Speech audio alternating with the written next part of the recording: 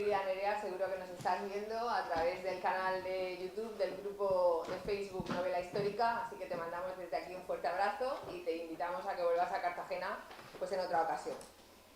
Bueno, pues ya ha llegado el turno de darle la palabra a nuestro invitado de hoy, Antonio Pérez Henares. Él nació en Bujalaro, provincia de Guadalajara, y es un auténtico as de las letras. Escritor, periodista, realizó sus estudios de Ciencias Políticas y Sociología en Madrid.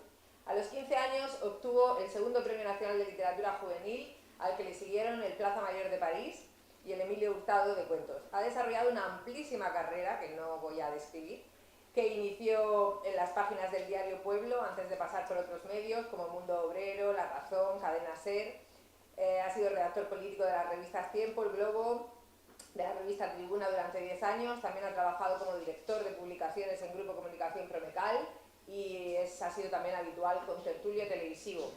También hoy en día es presidente de la Asociación de Escritores con la Historia. En lo narrativo se ha especializado en prehistoria de la península ibérica, siendo ganador de premios como el Tigre, Juan por su obra La Cruzada del Perro. Otra de sus obras más destacadas son Nublares, del año 2000, con una intensa acción que recrea la vida de los primitivos pobladores de la península ibérica.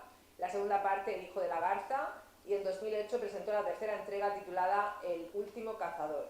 Precisamente con esta novela fue con la que estuvo en Cartagena en el año 2008 y ganó el premio Ciudad de Cartagena que nosotros otorgamos.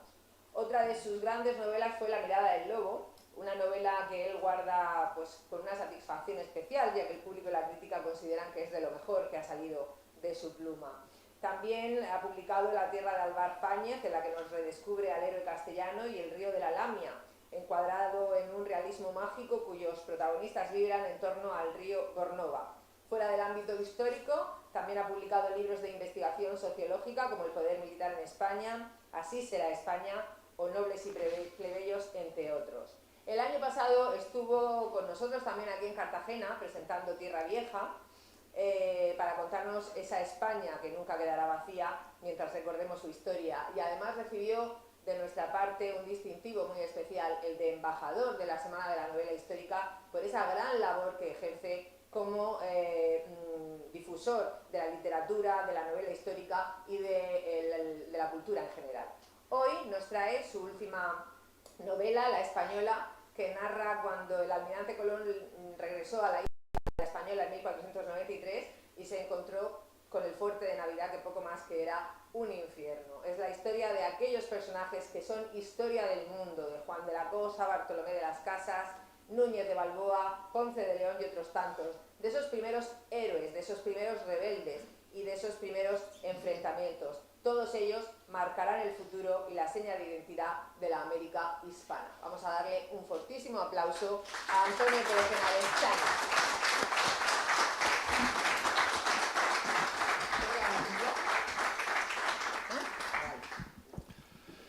Hola, se oye bien, ¿no? Buenas tardes, es de nuevo un gran placer estar con ustedes, estar en Cartagena. Es una ciudad que me gusta, son ustedes gente que me gusta y estoy encantado de estar aquí.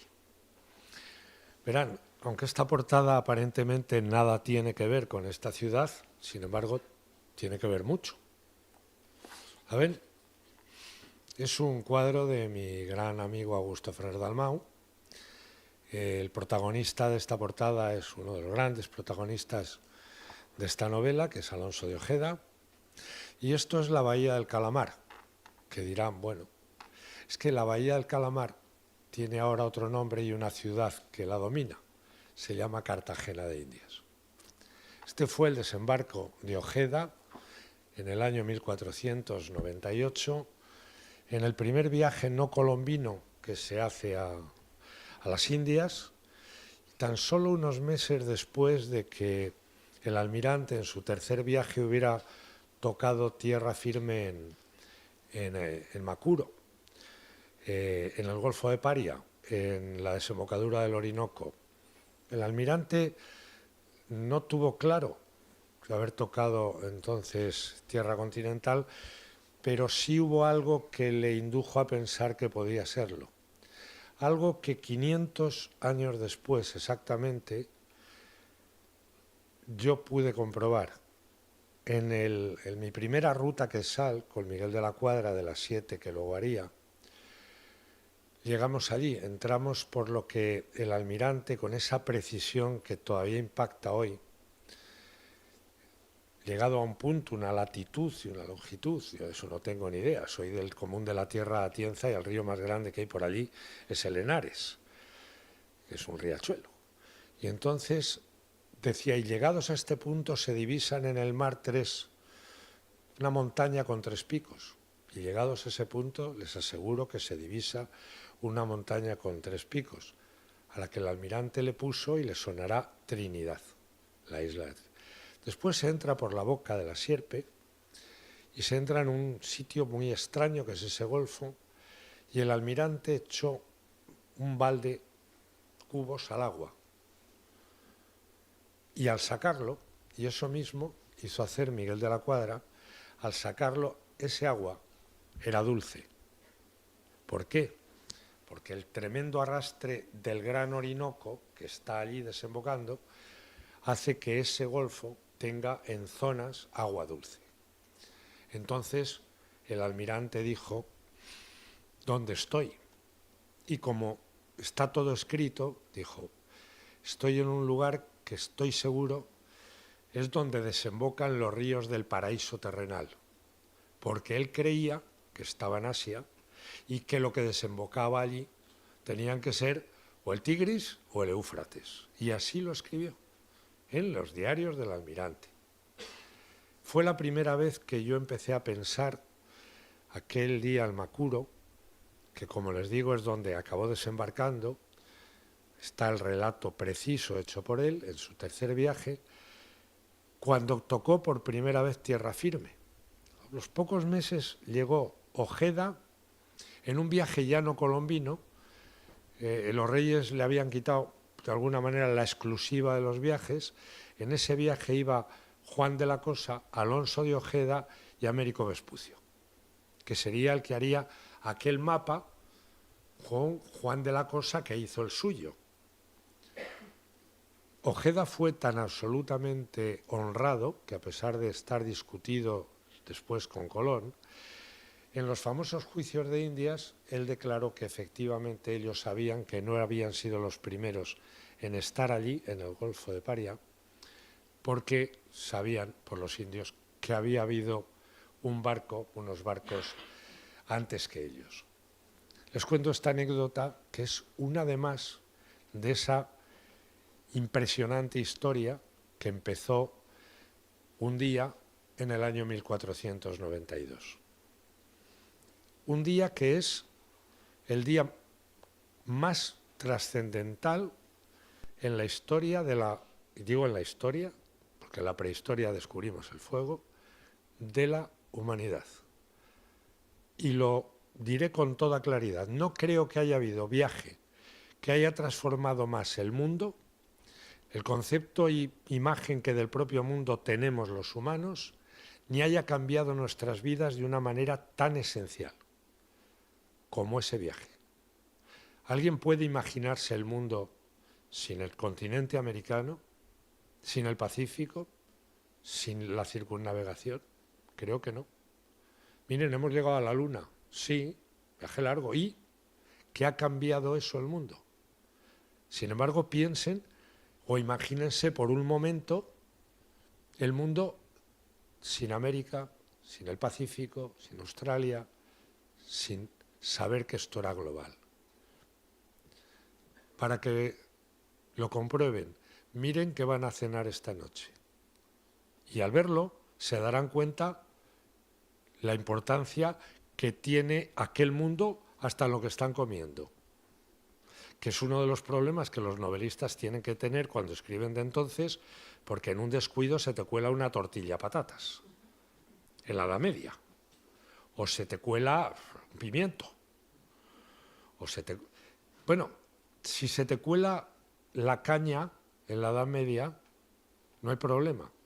Eso sí, si van allí y les dicen que sí, que nos trajimos de allí todo, pero que la caña no, pueden ustedes tener un problema muy serio con un dominicano. Dice, ¿cómo que la caña de azúcar no? Digo, pues lo siento, ¿no? Esta la trajimos nosotros, y el ron. Así que esto a callar. Esto es para que bajarles un poco los humos. También les diré que hay algunas palabras que no se pueden imaginar que sean de allí, ¿verdad? Les voy a decir dos. Y una que les va a gustar mucho, enagua. ¿Por qué decirles? Voy a ir saltando, no voy a hacer una presentación al uso.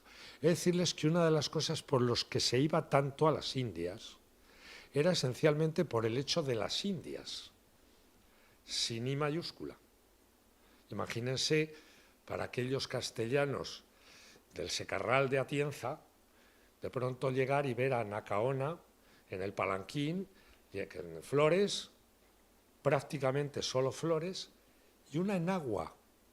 Era lo único con lo que se tapaban. De ahí viene el nombre de enaguas, a que no lo sabían. Pues ala. Canoa, tampoco, es una palabra taína. Donde llegamos fue a la Española, lo que es la actual República Dominicana y Haití. Los taínos eran una población muy pacífica, prácticamente no conocían las armas, de un mundo que les pareció el paraíso. Colón dice, con esas metáforas maravillosas, escribe muy bien, tiene otros defectos don Cristóbal, pero, por ejemplo, él dice que le parecían y cuando veis desde el mar todas esas costas, algo tan verde, tan paradisíaco, que no me extraña que dijera estamos en la desembocadura, parecieran siempre las huertas de Valencia en primavera. Esa es la frase que él tiene para describir esos paisajes.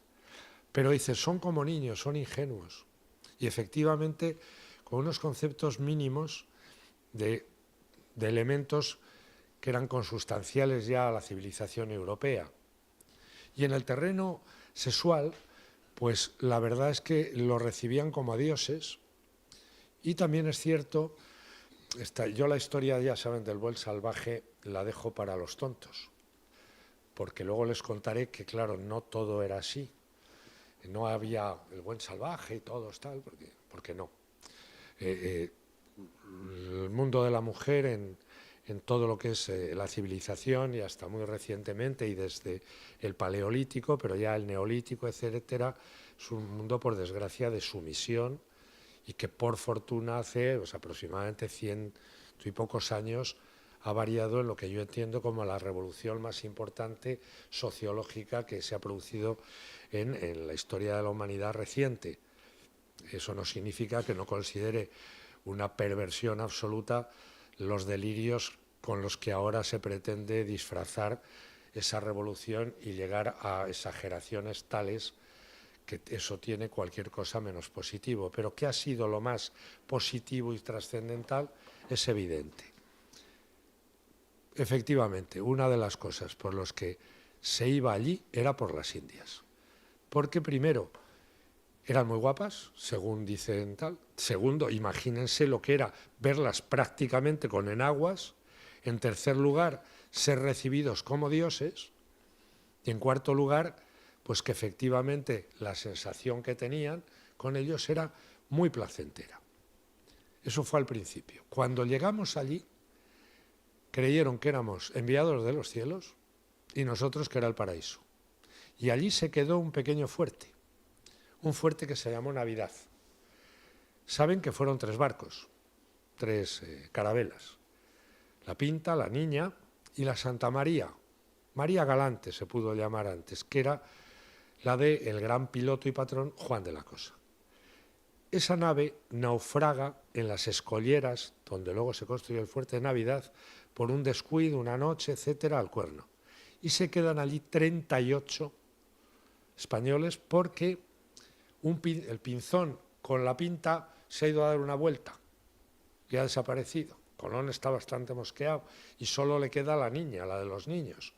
Cuando naufraga esta no tienen para volver, hacen ese fuerte de Navidad, dejan 38 al mando, anótense este nombre, de un tal Arana. Y se darán cuenta que no es por casualidad si piensan cómo se llamaba la amante de Cristóbal Colón, Beatriz Enrique de Arana. Que el Enríquez prácticamente no lo utilizaba porque había quedado huérfana de muy niña y se había criado con los Arana. Ese es el que se queda al frente, cosa que oculta el Colón, oculta continuamente esas. Cuando vuelven en el 93, los ha dejado allí perfectamente pertrechados, en una población absolutamente pacífica. Les ha dado unas instrucciones: no abuséis demasiado de las Indias, no os dividáis, no os vayáis cada uno por un sitio, tener disciplina en el fuerte, etc. Cuando llegan, lo primero que se encuentran son algunos cadáveres flotando en las escolleras. Y se dan cuenta que son cristianos. ¿Saben por qué? Porque estaban tan desfigurados, tan deshechos, sí, pero tenían barba. Y los americanos, los indios americanos, no suelen tener ninguna barba. De hecho, era una señal distintiva. ¿Qué había pasado? Todavía hoy no lo sabemos. Lo único que sabemos es que no quedó uno vivo, que solo se recuperaron 11 cadáveres, que estaba el fuerte de Navidad deshecho cuando se había quedado perfectamente pertrechado, con una potencia armada importante, hasta con lombardas. Una cosa que no he podido descifrar es qué pasó con aquellas armas, porque no vuelve a haber señal. Pero en la puerta del paraíso se ha abierto la boca del infierno. Habían sido atacados, habían sido reducidos a ceniza, el cacique amigo estaba medio herido. Ahí empezó otra historia. Es que, claro, no solo había taínos, solo había estas poblaciones. Resulta que los propios taínos estaban siendo atacados por guerreros provenientes, en su mayor parte, aunque ya de otras islas, del centro del continente, llamados caribes. Y daba la casualidad de que los caribes atacaban las poblaciones taínas fundamentalmente para llevarse a las mujeres y a los niños y jóvenes. A las mujeres para tenerlas como barraganas y a los niños y jóvenes para caparlos y luego comérselos. En el segundo viaje, el impacto que tienen cuando llegan a una parte de las Antillas y ya desembarcan, llevan muchas más naves y llegan a algunas casas de caña, etcétera, encuentran algunos pucheros, pues hombre, de pronto encontrarse que están cociendo a un tipo, la cosa. Y cuando, por ejemplo, lo que es ahora Puerto Rico, chocan con caribes y ven que llevan a un chavalín al que han capado y tal, pues impacta. Posiblemente el ataque a Fuerte de Navidad fuera debido no a los taínos, sino a un jefe caribe que se había apoderado de una gran parte de la isla que se llamaba Caonabo, al que apresó Ojeda. Pero eso se lea en el libro porque es como lo apresó, tiene su miga y su gracia y hasta ingenio por parte del capitán de la Virgen. A partir de ahí, la situación va a devenir en algo muy diferente. Va a empezar el primer conflicto, que será la batalla de la Vega Real, donde por primera vez va a haber ya una confrontación armada, donde muy pocos españoles, unos 400, tan solo 20 caballos, algunos perros de combate, entre ellos posiblemente el famoso becerrillo ya, ponen en fuga en nada cerca de 10.000 indígenas. No hay color ahí. Sin embargo, cuando llegan ya al continente y en algunas otras islas, la cosa cambia totalmente. Cambia de tal manera que aquí en la Bahía del Calamar, cuando no en este viaje, en el siguiente, va Ojeda con su gran amigo Juan de la Cosa, se adentran en la selva después de una pequeña batalla y una victoria y mueren todos los españoles excepto dos, Ojeda y otro. A Juan de la Cosa lo convierte en un acerico. ¿Por qué? Los caribes, aparte de caníbales, eran unos flecheros tremendos, utilizaban flechas envenenadas y lo que es ya el adentrarse a determinadas islas y al continente se convierte en algo tremendamente peligroso. Eso les he contado al principio un poco de la novela y ahora les cuento por qué yo he escrito desde ahí hasta cuando un tal Cortés sale de Cuba y se lanza a la conquista del Imperio Mexica. Lo de azteca, para que lo sepan, es un nombre que se inventó un gringo hace nada. Eran los mexicas y por eso se llama México, que era la civilización más terrible que ha conocido Mesoamérica en toda su historia, aunque los mayas por ahí se andaban. Pero ahí no estabas hablando de taínos pacíficos, sino de un imperio que tenía dominado a toda la Mesoamérica. Por ahí acaba. ¿Por qué iban allí?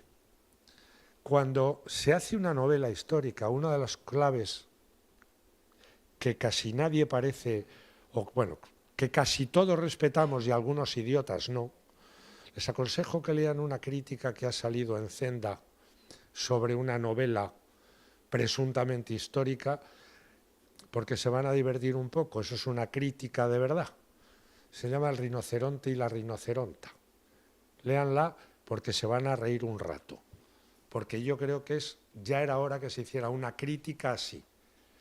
Tú no puedes entrar a una novela histórica sin entender qué es lo que hay en la cabeza de esta gente hace 500 años, al menos aproximarte. ¿Qué les llevaba a esta gente a embarcarse para las Indias? Ojo, tenemos los nombres de los que triunfaron, tenemos los nombres de los héroes, incluso a veces muertos, y los miles y miles que no sabemos.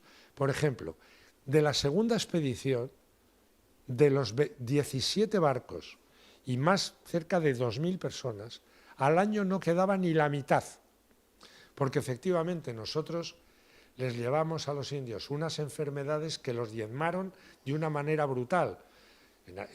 Nosotros estábamos más o menos inmunizados. Pero cuidado, la mortandad allí también era espantosa, porque no estábamos acostumbrados ni al clima ni a los terribles enemigos de la selva, empezando por el más peligroso, los mosquitos. El peor enemigo, lo primero que me dijo Miguel, el primer enemigo del hombre blanco en la selva es el mosquito. No hay animal más peligroso. Transmite todas las enfermedades, te mata en cuanto te descuides. ¿Y por qué iban? 4 parámetros que hoy no se entienden, pero entonces eran esenciales. Porque para uno de estos hombres, normalmente hidalgos, porque no embarcaba todo el mundo que quería para las Indias, también eran muy ilustrados muchos de ellos y por eso están todos los documentos, todos escribieron. Y con entrar ahí se pueden ver cosas. Para esa gente, el ampliar los reinos de su majestad era algo muy importante, muy honorable y era lo mejor que podía hacer un tío que acababa de salir de la guerra de Granada, como Ojeda. Segundo, hoy, sabéis que posiblemente en unos meses menos del 50% en España se declare católico. Europa está yendo a pasos acelerados a ser un mundo donde Dios no tiene importancia, independientemente de lo que cada uno tenga como fe. En el siglo XV, principio del XVI, Dios era la medida de todas las cosas. Cabeza de vaca, en mi anterior novela, en Naufragios, la palabra que más usa Álvar Núñez, cabeza de vaca, es Dios. Más de 200 veces. ¿Por qué? Porque estamos viviendo en otro mundo, en otro momento histórico. Y desde luego, evangelizar era algo importantísimo y no solo estaba en la mente de los frailes, estaba en la mente de todos. 3. El honor y la gloria como un elemento esencial. Muchos de ellos eran segundones. El lograr allí y ganar con la espada reinos para su majestad, fama y honor, era algo trascendental. Y 4, y no menos importante que ninguno de los 3, la codicia, la ambición y el oro. Y les pregunto, ¿es que acaso no mueve eso hoy la historia de la humanidad? No sé si con la espada, pero desde luego yo lo que veo es que el ansia, no de oro, sino de dinero, que es lo mismo, y de poder son esenciales. Eso es lo que mueve a estos hombres. Dentro de eso hay hombres ahí maravillosos, heroicos, valientes y buenos. Y hay gente, bueno, cobardes pocos, pero canallas, hijos de la gran puta, hay más de 3, algunos terroríficos. ¿Por qué? Y eso hay que contarlo. ¿Por qué? Porque esa bellísima Anacaona, por ejemplo, que se presentó en ese palanquín, por ejemplo, que fue amiga de Bartolomé de Colón y de Ojeda, y que tenía muy buena relación con los españoles, era la mujer del tal Caonabo, pero ella era taína. Esa mujer que quiso llevarse bien con los españoles, un tipo llamado Obando, allí, le hizo una traición terrible, teóricamente la invitó a una cosa, ella le había invitado a él y lo había agasajado, él teóricamente iba a invitarles, llegó con sus caciques al Caney, lo cercaron, le prendieron fuego, acuchillaron a todos los que pudieron y a ella la cogieron prisionera, la acusaron de no se sabe el qué y la ahorcaron. Y eso también hay que contarlo. Como hay que contar también que la primera voz que se levantó fue de dentro de España. Y eso no ha pasado en ningún imperio del mundo. Que el primero que dice que eso está muy mal no fue Bartolomé de las Casas, un hombre muy bipolar, y que por aquel entonces Bartolomé de las Casas era un encomendero, tenía indios en encomienda, su padre había sido uno de los que fueron en el segundo viaje de Colón, su tío en el primero, y él mismo había sido conquistador, y cuando un dominico, él no lo era entonces, lo suyo fue más tardío, llamado Fray Antonio Montesinos, delante del virrey Colón, el hijo de Cristóbal Colón, Diego Colón, de la virreina, que era nada menos que María de Toledo, una alba, les dijo en la misa mayor de Adviento, estaba ahí Fray Bartolomé pero se calló, les dijo, lo que estáis haciendo con estos indios va contra las leyes de Dios y de la corona, porque ya había leyes de la corona, porque allí había una reina llamada Isabel la Católica, Isabel de Castilla, que ha sido la gran adelantada a su tiempo, que nada más llegar dijo que a los indios no se les podía esclavizar. Verán, no es que ella fuera antiesclavista. ¿Por qué? La esclavitud en aquel momento era algo absolutamente normal. Todo el mundo hacía esclavo, te hacían esclavo. Si te pillaban los moros aquí, te esclavizaban. Si tú los pillabas, los esclavizabas. Y eso había sido así desde el Neolítico. Nadie se planteaba la esclavitud. Ahora nos parece aterrador. No podemos juzgar con el parámetro de hoy aquello. No, Isabel dice que no pueden ser esclavos por una razón mucho más precisa. Porque España considera a lo que es América parte de España.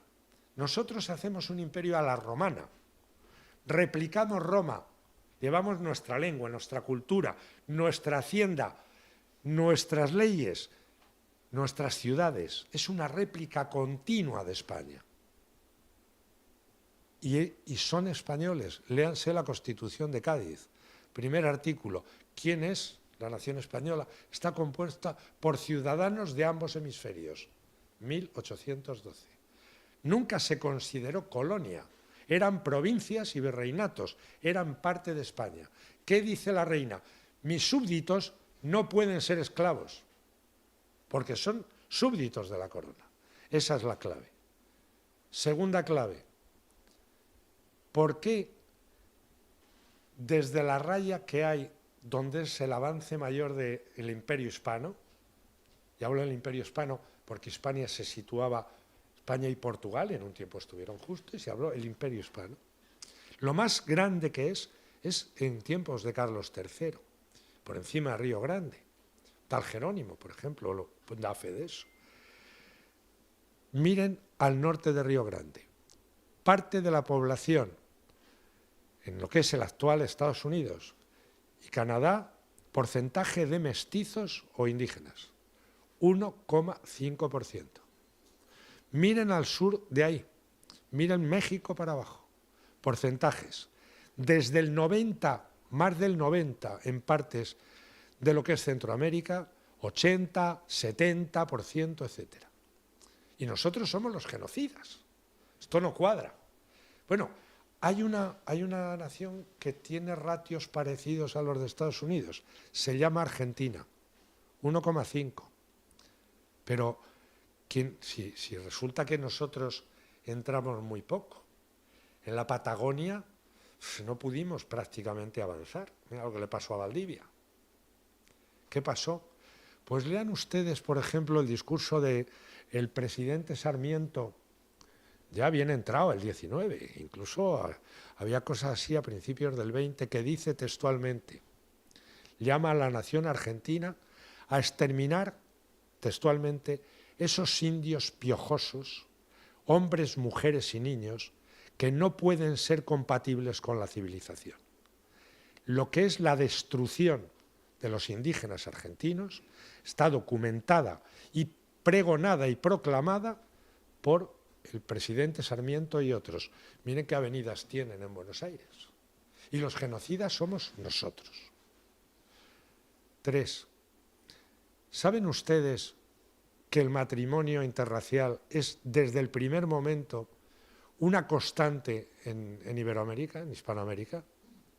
Este señor Ojeda tiene la mayor historia, la historia de amor más bonita y la primera de las Indias. Él se encontró con una venezolana, ya saben lo de Miss Mundo y Venezuela, que suelen ganar, pues se encontró con una que se llamaba Palaira Ninjú, dicen que era bellísima, me lo creo. El amor fue tremendo, ella le salvó la vida al principio, luego él a ella, bueno, se pasaron la vida juntos, se llamó Isabel, tuvo 3 hijos, y la historia de amor es tan romántica como triste de final. Si van a Santo Domingo, miren dónde estaba el convento de San Francisco, que es donde muere Ojeda. La lápida desapareció, pero él se hizo enterrar. Aquí yace el desgraciado Ojeda. Lo hizo porque dice que había sido muy soberbio y así lo pisaban luego todos al pasar. A los 3 días de morir, ella apareció muerta abrazada a la tumba. Es una historia. Segundo personaje, y era el capitán, el gran capitán de Colón al principio. Segundo personaje, 3 hijos perfectamente documentados, sus hijos y tal.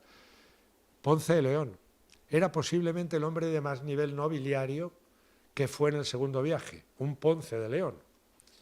Es posible que fuera el que le llevara la brida al caballo del rey católico cuando entra en Granada.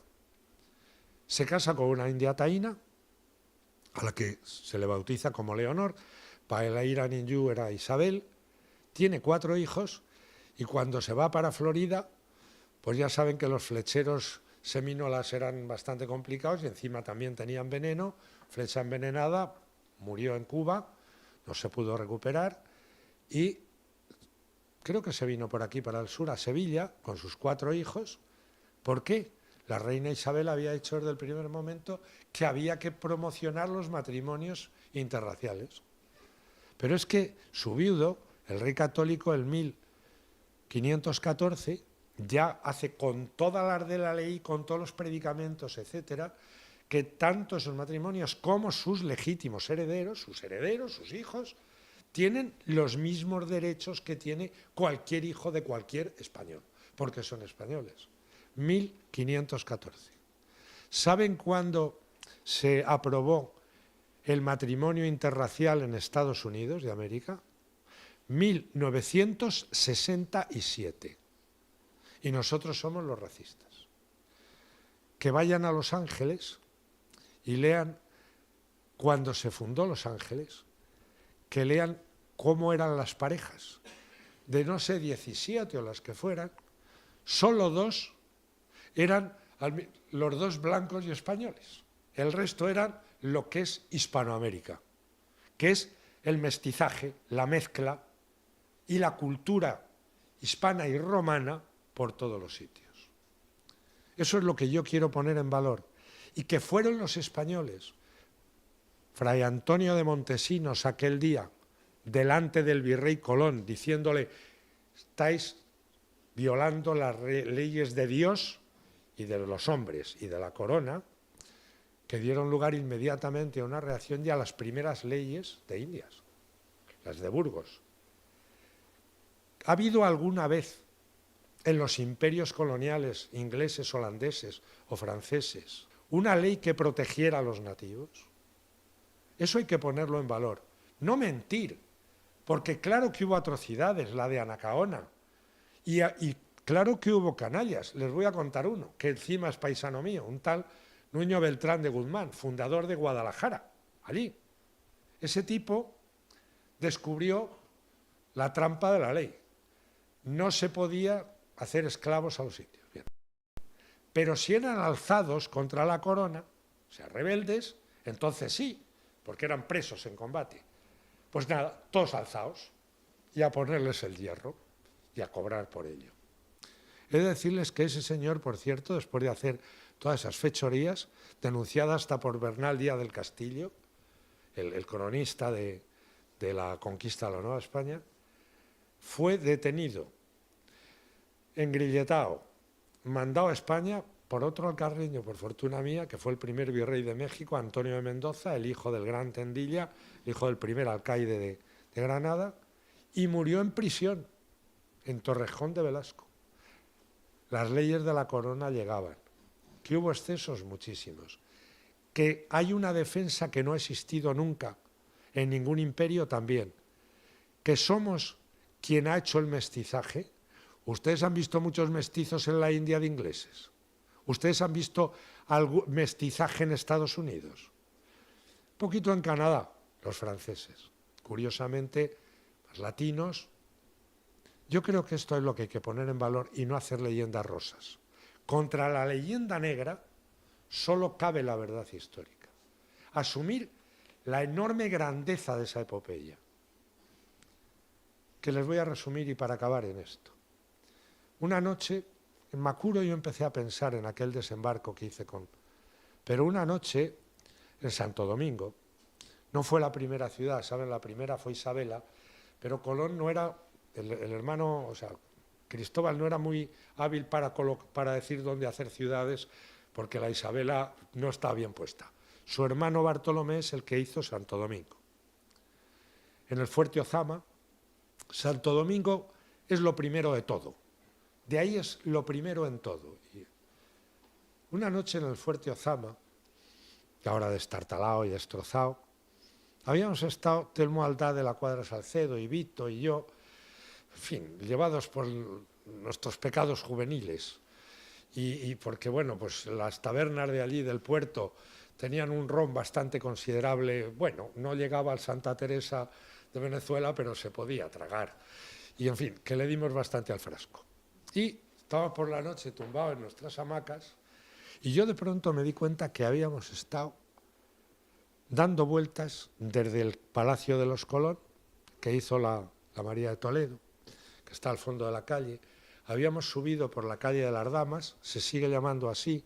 Es la primera calle empedrada del Nuevo Mundo. ¿Empedrada saben con qué? Con piedras españolas. Con el lastre que llevaban los barcos. Se hizo la calle de las Damas. ¿Y por qué? Pues porque saben el barro que se monta allí, los palos de agua que caen, y por el único sitio donde podían pasear las damas castellanas con las sayas y no ponerse perdidas de barro, era por allí. Se sigue llamando la calle de las Damas.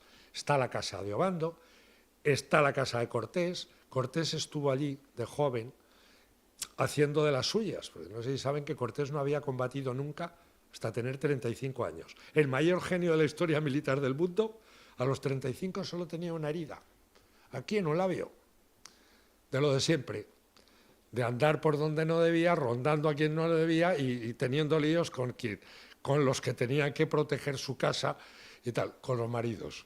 Y habían pegado un puntazo porque fue a escalar una tapia, había llovido mucho y se le cayó la tapia y claro, el marido lo pilló un poco mal. En Santo Domingo fue el que le metió una puñalada al marido y hubo que sacarlo coyunturalmente. Cortés es un personajazo, pero tiene una primera historia divertidísima.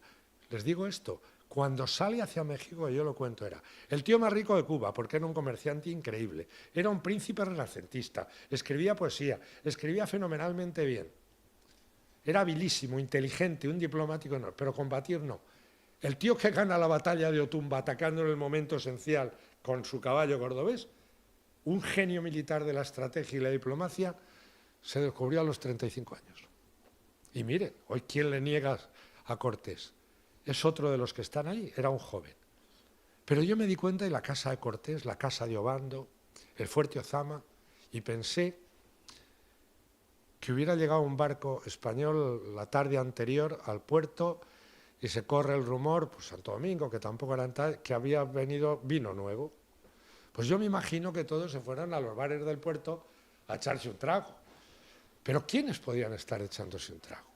En una taberna que me he inventado, que a JF es lo que más le gusta y a mí, yo estoy de acuerdo, de un tal Escabeche, que es un tío de Triana que dice, de Triana, de Sevilla no, de Triana, lo lleva muy orgullo. Pero además, el Escabeche también ha llegado a las Indias por una razón de peso.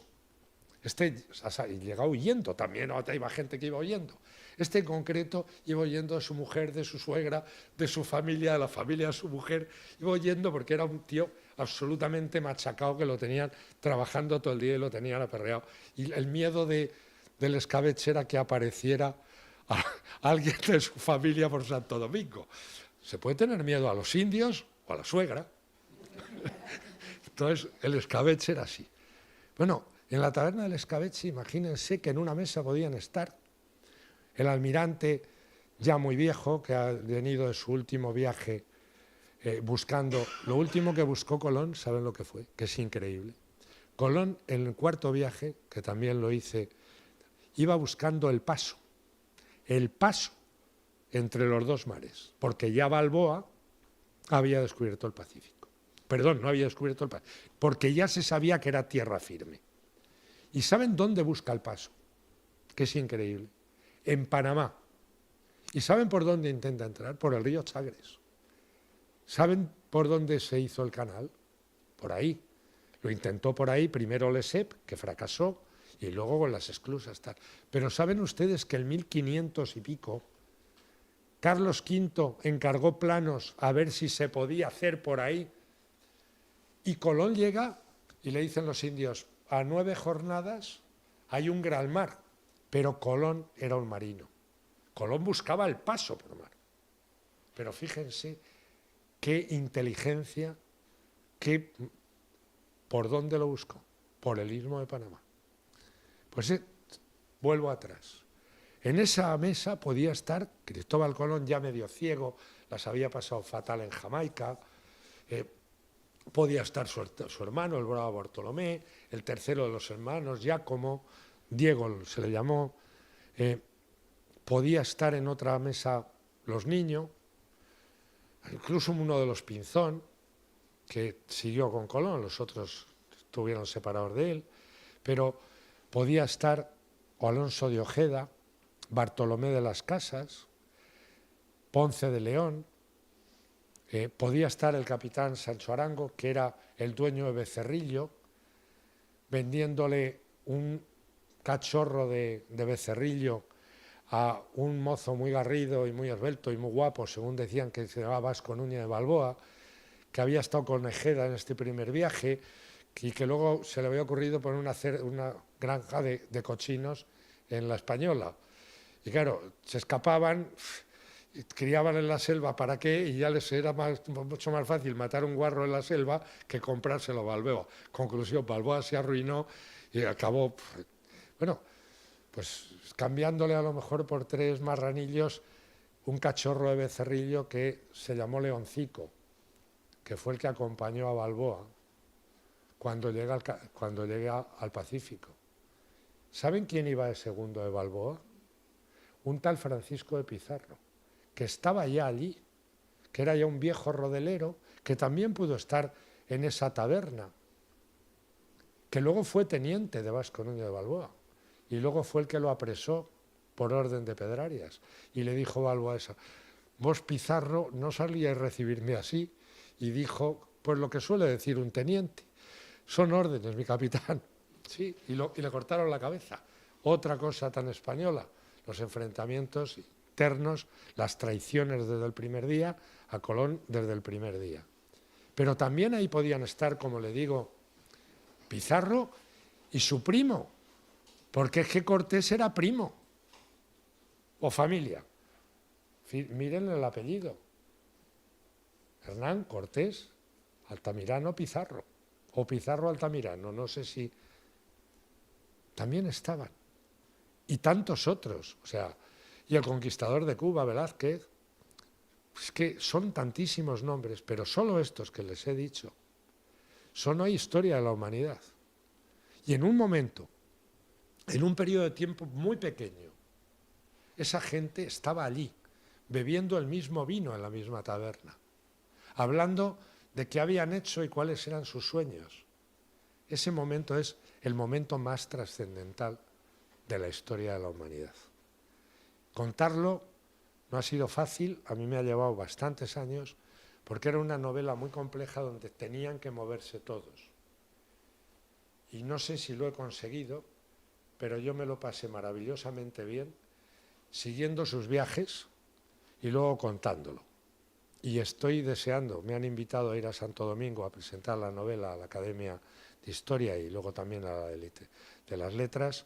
Estoy deseando volver a Santo Domingo, irme por al lado de Ozama, echarme un trago de ron y recordar que hubo un tiempo allí, a finales del siglo XV, a primeros del XVI, donde unos compatriotas míos cambiaron la historia de la humanidad, del mundo, y desde que ellos hicieron eso, hoy el mundo es otra cosa que les debemos a ellos. Muchas gracias.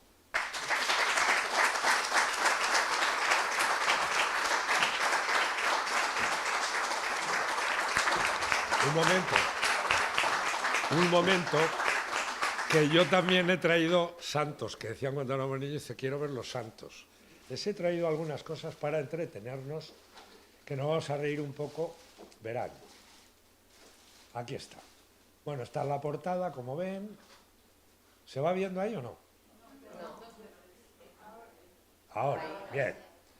Pues ya esa ya la han visto. Esto tiene una historia. Este es el pájaro Quesal. La ruta se llamaba la ruta Quesal. Y Miguel de la Cuadra, que ya os digo, yo fui... Todo lo que sé se lo debo a amigos y en este caso a maestros como tal. Pero claro, llevaban no sé cuántas rutas Quesal y el pájaro Quesal no aparecía por ningún lado. Yo decía, mira Miguel, esto es un animal imaginario que tú te has inventado para callarnos a todos. El Quesal no existe y tú dirás que los llevaban los mexicas y tal, y los tal, plumas de esto, a ver, pintadas de una urraca. Hasta que por fin en Costa Rica, al lado del río Savegre, pude ver al pájaro. Me llevó a un sitio que estaba lleno de quesales, pero no había manera de hacerles una foto. Pero aquí lo tengo, que sepan, el quesal no es una ave imaginaria, sino que una vez lo vi en ahí. Pero siempre me hace mucha gracia. Sigamos. A ver, es que en los últimos tiempos ya tengo una provecta edad. A ver, aquí puede vérsenos a ambos volviendo de una expedición, ya del 2000, que habíamos hecho primero había hecho yo primero el Camel Trophy y luego me encontré con Miguel. Le tengo mucho cariño porque fue la expedición que hicimos siguiendo la ruta de Cabeza de Vaca. Estamos estupendamente. Esto es una de esas maravillas de la selva. Ese es un colibrí y grande, pero si se fijan es mucho más pequeño que una flor. Un colibrí precioso. Por eso, este es uno de los puestos de mando que teníamos en la Quesal. O sea, en las hamacas esas. Aquí había un cocodrilo. Se salvó de milagro. Telmo Aldaz se lo quería comer. Si ven a Telmo Aldaz se dan cuenta que es capaz de comerse el cocodrilo. Es como su tío, pero todavía más ancho. Estaba empeñado. Y decíamos que era... Esto es el río Yaque del Norte. Esto está en Santo Domingo. Este es el río donde por primera vez encontramos oro. ¿Por qué? Porque estábamos tiesos. A lo que se iba a las Indias era a encontrar las especias. Y no había ni canela, no había nada. Entonces, claro, aquello era una ruina. Y por eso se buscó desesperadamente oro, ¿cómo? Porque los portugueses sí llegaron, doblaron Buena Esperanza y se hicieron de oro, se forraron. El reino cristiano más rico de toda aquella época era Portugal, porque un gramo de mostaza valía más que un gramo de oro, así de simple. Pues aquí en este río, el Yaque del Norte, y esta es una foto muy triste, pero esto es lo que queda de la Isabela. Aquí es donde fue la primera ciudad creada, que ahora no queda apenas nada, queda un pueblo al lado, pero decidimos acampar un día y esto es lo que queda de tumbas. Y esto somos Miguel de la Cuadra y yo en un sitio increíble. Esta es Isla Colón, está en Panamá. Es cuando hicimos el seguimiento del cuarto viaje. En el cuarto viaje, Colón llevaba, aparte de su hermano Bartolomé, a alguien muy querido para él, a su hijo Hernando de Colón, el fabuloso Hernando de Colón, el gran bibliógrafo, el gran intelectual de la época, el gran viajero, y les pillaron un huracán tras otro. El primero, hay una historia increíble. Colón había sido engrilletado por Boadilla y lo había traído en grilletes a España. Y entonces, en su tercer viaje, cuando llegó fue un impacto. La reina dijo, pero bueno, yo he dicho que le hagan una auditoría, no que no los traigan aquí. Lo hicieron liberar y tal. Pero inmediatamente, enteraos de que los portugueses estaban cruzando Buena Esperanza y estaban por Calcuta, se le ordenó a Colón busca el paso. Y fue a buscarlo aquí a Panamá. Pero dijeron, pero no país en la Española, que se lía. Y de pronto Colón, con esa intuición increíble, dice, vamos hasta Santo Domingo, porque viene un huracán terrorífico.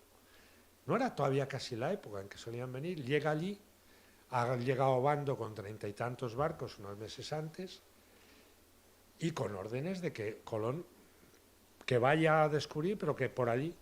Dice, no, tú aquí no entras. Oye, que te vengo a avisar que viene un huracán, que esto va a ser terrible, que ni se os ocurra salir. Estaban toda la Armada Española de 30 barcos para salir, que no salga nadie. Tú aquí lo que vienes es a quererte colar fuera, lo echaron. Él dejó sus naves más o menos protegidas, salió toda la flota, llegó el huracán, todos los enemigos de Colón que iban allí, Boadilla, Roldán y tal, solo quedaron libres, se salvaron 3 barcos. Uno que iba delante de todos, muy ligero, que pálmense, era el que llevaba porque el almirante seguía siendo el almirante al que había que pagarle, era el que llevaba los bienes de Colón, llegó a España, todos los otros hundidos.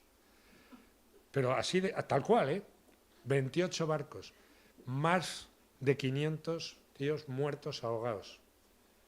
Y Colón salvó sus 4. ¿Lo salvó? Ese era Colón. Cuando llega aquí, a Bocas del Toro, intentando eso, los huracanes, aquel año debió ser tremendo, y le golpeaban de una manera terrible. El miedo de Colón que refleja en sus escritos es por su hijo. Dice, estoy aquí cuando el primer huracán, estoy aquí, tengo pánico, porque me he traído a mi hijo, tenía 14 años. Hernando de Colón también lo cuenta. Bueno, pues nosotros llegamos aquí a Isla Colón y pálmense, nos pilló un huracán. Según dijeron, la cola de un huracán. Si eso es la cola, madre mía, y nosotros estábamos en tierra firme. El bueno de Miguel, que ahí había previsión meteorológica, nos hizo acampar todo lo metidos dentro que pudimos, en arena, para que drenaran las tiendas y tal, pero fueron 2 noches espantosas. Bueno, con miedo, porque pedía, ha llegado aquí, nos ha llevado las tiendas a ver qué ha pasado. Salías el amanecer por fortuna, pues sí, muchos destrozos, pero nada grave. Pero claro, ni teníamos que comer y tal, estaba hecho. Y aquí estamos conspirando para intentar buscar algo. Y resulta que Miguel le había comprado a un indio una vaca cebú. Y entonces pues trincamos la vaca cebú, esto no sale aquí porque... Y claro, la llevamos del ramal, la atamos a una palmera que había allí. Nosotros no éramos muy especialistas, pero había que matar a la vaca. Y la matamos. La matamos y la descuartizamos y pues, habíamos puesto pues, plantas ahí para qué tal. Y había despejado. De pronto empezó a despejar el cielo y tal. Miguel era muy famoso. Y entonces aparece una avioneta que vemos que llega de no sé qué canal de la televisión panameña. Llega allí a la tal y dice, ¿qué es eso? Dice, pues si es que había quedado en una entrevista con el canal de aquí, digo, pues estos van a ser. Bueno, nosotros seguimos a lo nuestro y tal, y efectivamente, como a la media hora aparecen unas cámaras y una señorita muy guapa con tacones por la tal, y estábamos allí, se había unido Luna y tal, y Miguel me estaba diciendo lo siguiente, mira, Chanito, esto te lo tienes que comer, porque a mí Miguel me ha hecho comer las cosas más tremendas, y era hígado crudo, que había cortado, tal. Yo veo aquí una, dice, échame el... Corta, dice, mira, esto en Europa no se puede porque ya la hierba está tratada con química y tal, y el hígado no tal, sí. Pero esto que no, esto está riquísimo. Esto es... ¿No quieres un trozo? Y yo, mira, es que así en ayunas, tal. Luego, en todo caso, ahumado y tal. Pero se fue acercando la cámara con tal, y de pronto llega aquella criatura allí y ve a un tipo que le está diciendo al otro que coma hígado crudo. A él le cae por aquí tal. Y claro, ¿cómo huele una vaca? Entonces, o sea, hace algo, se nos desmayó. Eso no está en la foto, pero a qué era divertido contárselo. Eso también. Ahumamos luego la vaca. Lo mejor que he comido en mi vida es hígado ahumado. ¿Saben por qué lo ahumábamos? Porque la carne, como mejor se conserva, y los indios lo saben muy bien, es ahumándola. Y nos duró la vaca un par de días. Los chicos estuvieron muy contentos. Claro, ahora lo cuentas. Esto era al día, es tan bonita, era la misma playa. Este es el fuerte de San Lorenzo de Chagres. Este fuerte está en lo que fue el gran paso entre el Atlántico y el Pacífico de Panamá. Nosotros sabíamos lo de Magallanes, pero los ingleses no, hasta que Drake lo descubrió. Chagres fue el que aguantó la embestida continuamente para proteger Panamá, que estaba al otro lado, hasta que llegó el pirata Morgan con más de 6.000 tíos. Había unos 200 en esta fortaleza, 150, 300, solo pudo tomarla cuando quedaban 15 moribundos. Eso dio tiempo a Panamá a poder embarcar prácticamente todo. Morgan la arrasó y no es la Panamá que ahora conocen, ni siquiera la parte histórica, es Panamá la Vieja, que ya se abandonó definitivamente, fundada por Pedrarias, ese pájaro que es el que asesinó a Balboa. Pero este es el fuerte de San Lorenzo de Chagres, que fue granito de oro. Me gusta porque para quedarse a vivir. Panamá la Vieja, ahí la tiene, lo que queda de Panamá la Vieja. Mi cuarto. Y esto también es otra cosa, dice lo primero del mundo. Le decía que Santo Domingo es lo primero. Si van desde los Colón, por la calle de las Damas, llegan a la izquierda estará Fuerte Ozama, a la derecha la catedral de Santo Domingo, que es la primera catedral de todo el Nuevo Mundo. Al atardecer les aconsejo que en la plaza, o sea, lo que es la plaza, enfrente, frente a unos arcos que hay donde se filmó Habana, se llama la calle del Conde, hay un bar ahí, Sicomoro, ahí se quedan al atardecer con un servicio de ron, Imperial Barceló, que es el mejor que tienen, y ven atardecer en la primera. ¿Y por qué les digo al atardecer? Porque está hecha de piedra nacarina. Y además, cuando les digan los dominicanos que allí también están los restos del almirante, no les digan que no. Para alguien que lo quiere y le ha hecho el faro de Colón, pues oye, huesos hay para todos. Tenemos nosotros los de Sevilla y Dios que tengan algunos. Porque ciertamente Colón estuvo ahí cuando tomaron Santo Domingo los franceses. Nosotros llevamos los restos a La Habana y finalmente de La Habana había estado primero enterrado en Sevilla, los llevó para allá, en fin. que tienen algunos. Yo desde luego lo pienso decir, pero vamos, el convento donde posiblemente murió Ojeda. Este es el palacio, el primer palacio del Nuevo Mundo. Este palacio es el que hizo la virreina María de Toledo, a la que era una gran señora y quiso hacer una corte incluso más que virreinal. Hay un momento determinado porque las capitulaciones de Colón le daban el poder virreinal sobre todo América, toda América, todo lo que se descubriera. Claro, cuando Fernando el Católico se dio cuenta de lo que había firmado, dice, esto hay que quitarlo como sea. Pero cuidado Hernando Colón lo que les dio la lata, o sea, las capitulaciones, y este palacio es un intento de decir, este es el palacio, y en algún momento de una corte, casi una imagen y semejanza de la de los reyes. El palacio está bien... Miren, esto es lo que queda pues, de esa zona de Fuerte Ozama y tal.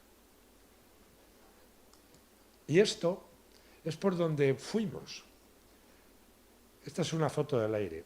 Está tomada en unas selvas, en este caso eso es Venezuela. Por ahí, sin mapas, sin nada, atravesamos. Les reto a que pasen ahí un día. Ahí. Pues 15 días de ir a un sitio a otro como poco, con corazas, picaos por todo, machacaos por todo. Yo no sé de qué demonios estaban hechos, pero les aseguro que eran de una pasta, se les puede llamar de todos, hasta crueles, sanguinarios alguno y tal, pero cobardes creo que no se le puede llamar a ninguno.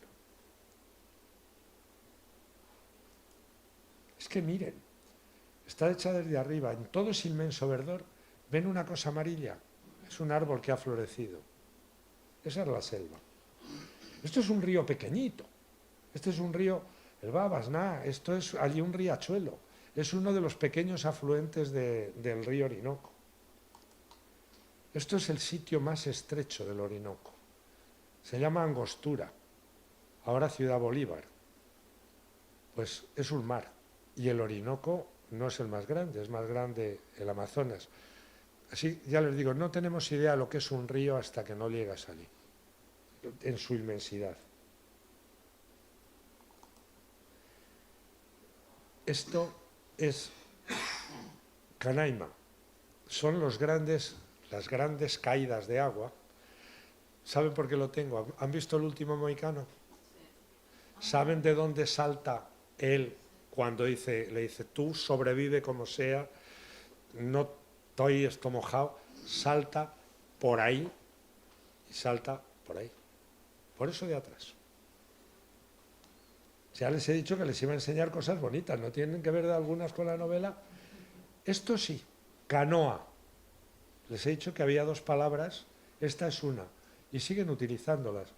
¿Saben que había canoas que cabían 100 hombres? 100 hombres llegaban a caber. O sea, de lo que eran los inmensos troncos esos, llegaban... Lo normal eran canoas de 10, 20, las de 50 los caribes eran las que utilizaban para los asaltos a otras islas. Esto es lo que suelen llevar todavía para pescar. ¿Los ven? Si son de ahora. Ahí nos están saludando indios cuando bajamos por el Orinoco, que salían de los palafitos que sigue habiendo. Por eso Ojeda les puso Venezuela, porque eran como Venecia, la pequeña Venecia, de ahí viene. Porque Ojeda y Américo, que iban, y Juan de la Cosa conocían Venecia. Pues es que nos saludaban al barco, motivos que se llamaba Petronila Mata. ¿Ven? Entonces, es un mundo. Esto es Macuro. Aquí es donde desembarcó Colón por primera vez en tierra firme. Alcatraces picando, y esto es increíble. Esto es un tepuy. Los tepuis es lo que queda del continente primigenio de la Tierra, el continente Pangea. Al principio, todo el mundo Tierra estaba junto, luego se fueron disgregando. Y lo que quedan son esos tepuis. ¿Saben que Sir Arthur Conan Doyle imaginó un mundo prehistórico del Pleistoceno precisamente en esos tepuis. Y yo creo que Sir Arthur no sabía que eso era lo único que queda del Pleistoceno, pero curiosamente, en un mundo perdido, habrán visto la película, se imaginan que hay dinosaurios tal que están ahí, encima de los tepuis, arriba, se hacen unas planicies. A ver si tengo una foto. Bueno, esta es la de esta. Esa es la catarata más alta del mundo, la de Jimmy Ángel, que cae de un tepuy y tiene 1000 metros. Y luego abajo está la Barranca del Diablo. Y arriba es uno de esos tepuis.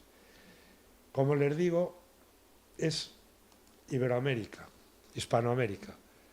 ¿Saben lo que me enseñó Miguel de la Cuadra? Que no se es español del todo. Hasta que no se siente. Se tiene como algo propio, no porque te pertenezca, sino porque tú perteneces a ello.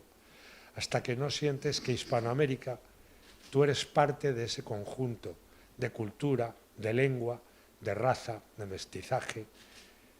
En el fondo, hagan lo que quieran y digan lo que les dé la gana, yo siempre me sentiré parte de. Y si tengo que discutir, les diré que cuando España es expulsada de allí, después de la tragedia de la invasión napoleónica y aquel rey felón que nos tocó en suerte llamado Fernando VII, lo que queda allí cuando nosotros nos vamos, según Humboldt, no es que no lo sé pronunciar, pues no hay manera, el gran alemán, ¿saben cómo decía que era Hispanoamérica a principios del siglo XIX? La región más próspera de la Tierra, donde había más industria, más comercio. No olviden, todo el comercio de Asia con Europa pasaba por allí. Donde estaban las grandes urbes, cuando no, vamos a ver, existía México, existía Monterrey, existía Veracruz, existía la Ciudad de los Reyes, Lima, grandes urbes. ¿Saben cuántas universidades había al sur del Río Grande en el año 1810? 27. ¿Cuántas había al norte? 0. ¿Cuánta ciudad había al norte? 0. Y si había algunas, eran los que habíamos fundado nosotros. San Diego, Los Ángeles, Monterrey. Así que, con todos nuestros errores y defectos, la gran epopeya que cambió la historia de la humanidad y el mundo, lo siento mucho, lo hizo una nación que se llamaba España. Gracias y buenas tardes.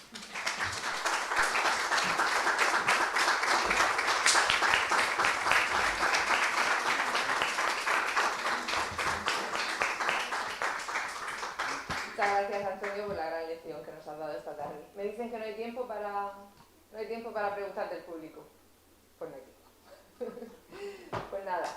Entonces, Obdulio le va a entregar Lo que sí hay es libros, y si alguno quiere que se lo firme. Ya lo saben que hay un punto de No, venta. es una broma. Y que, bueno, nuestro invitado lo firma de la. Bueno, Antonio, yo no sé las plumas que tiene de todas las veces que hemos tenido la oportunidad de tenerte aquí y bueno, esta vez hemos cambiado el color, pero que sepas que con esta pluma se puede escribir perfectamente. Sí. Es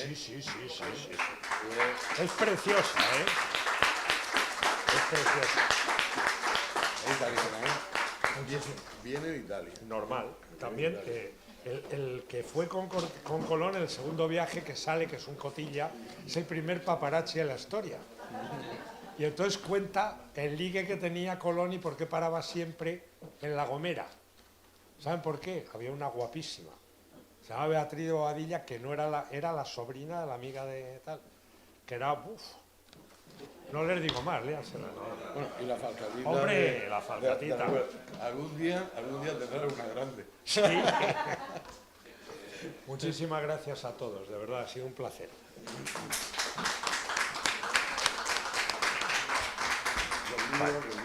Bueno, firmo.